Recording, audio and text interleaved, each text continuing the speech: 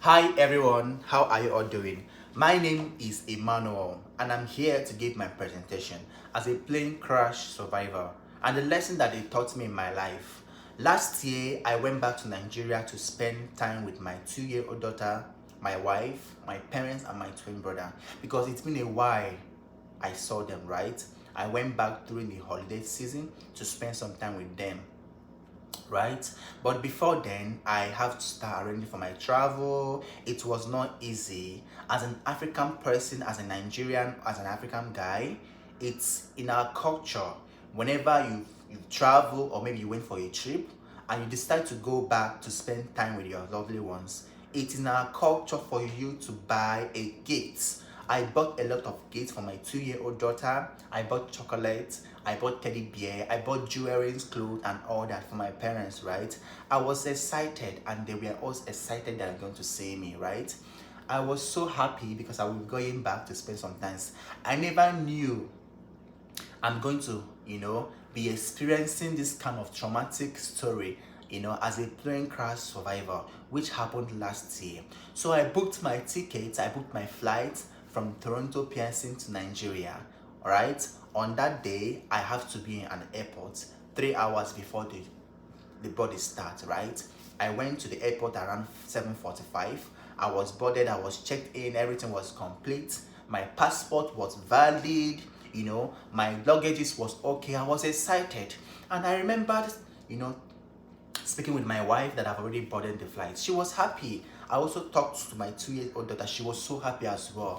So when we boarded for the flight, it was a smooth journey. I love the hospitality. I love the way they took care of us. I love the way they were so friendly. It was so lovely journey. Everybody was there, right? It was a mixed of people, both black, white, young, and old. We were all excited. We are traveling for Christmas holiday, and our journey took us so smoothly, right? It took us so smoothly. I never knew that I'm going to, be experiencing this traumatic story that I'm about to share with you guys now. So when we took our journey, it was so lovely. It was so beautiful. The way they provided everything was so perfect, right? 2 hours before we landed to the airport, Nigeria, we had this kind of sound, this traumatic sound that always took my mind off, took my heart off. I was like, what is this sound for? Everybody was surprised.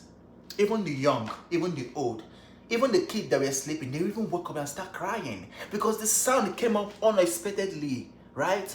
We never knew that there was a bird strike that has already affected one of the engine.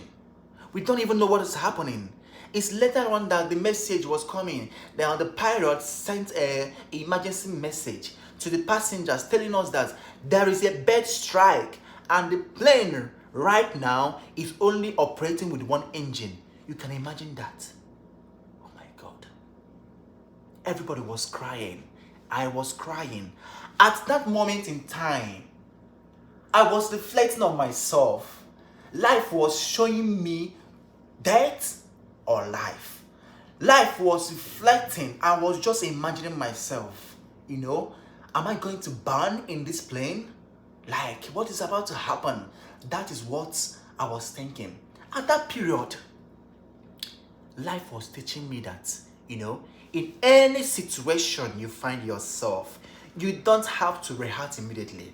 That is number one lesson I learned when the information got to us that there was a bird strike. Yes, I was devastated as a person. I was crying. You needed to see how I was crying. I was crying. But at that moment in time, I have to compose myself together. Despite the fact that everybody was running helter-skelter, some kids, they were crying because the sound, it was so horrible. People were shouting. We cannot reach anyone because we've already gotten to the level that we can't connect with anyone. We cannot even send any signal. We cannot even send any message to our family members telling them the situation we are currently in. You can imagine. You can just imagine that situation, that moment in life. I was devastated. I was praying for second chance. You need to see how I was praying. I was telling God, God, how does it feel that I've already, tell my family that I'm coming back. The next news is that the father died on a plane crash. Oh my God, that was a prayer. I was praying at that moment. I was telling God to give me second chance. I was praying. I was crying. I don't know who to call. Who am I going to reach out to? Who am I going to explain what happened? How would they even know? That is the thought that was coming in my mind. That was the thought that was coming in my mind. I was remembering my 2-year-old daughter. I was just feeling so bad. I was just crying. I told God, I want to see my daughter. She's about to celebrate her 3 years birthday. God, please give me that chance. I want to spend this birthday with her. I want to give her the gift I bought for her. I want to give her a chocolate she loves so much. That was my prayer at that moment. I don't know what happened. But I thank God that our pilot, he has been in that job for a long time, so he has had the experience. He's an experienced man. He was able to take the plane down to Lagos State. He managed it. Like, you needed to see how this man saved our life. You needed to see how he managed to save our life. But before then, I even forget to tell you guys. Before then, when the emergency information came to us, everywhere was dark. When one of the engine is not working,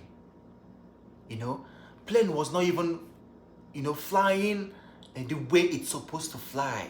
We knew that we might even die.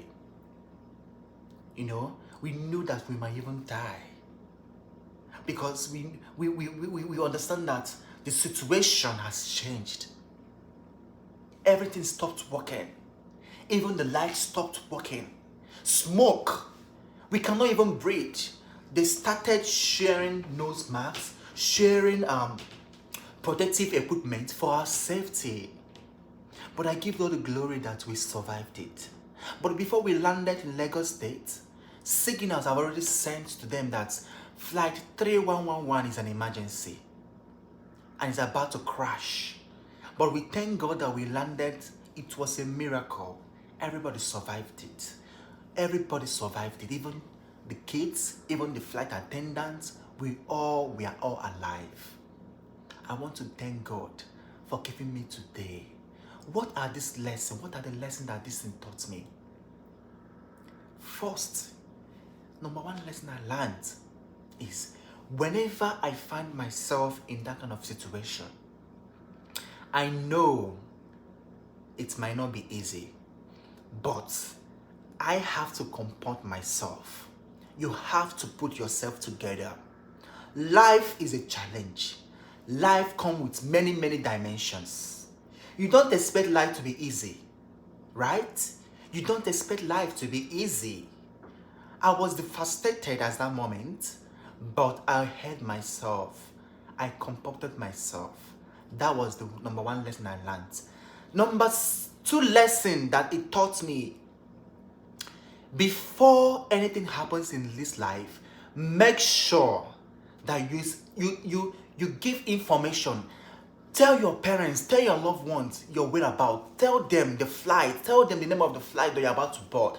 Because something might happen. They cannot even know the flight. That was what I did. I have to detail everything to my parents, detail everything to my wife. I told her, see, this is the name of the flight I boarded to Nigeria. So in case anything happen, she will be aware. That is the lesson I learned. Thank you so much for giving me the opportunity to stand here to present my presentation. And I know you all will love it. Thank you so much. Once again, my name is Emmanuel. Thank you.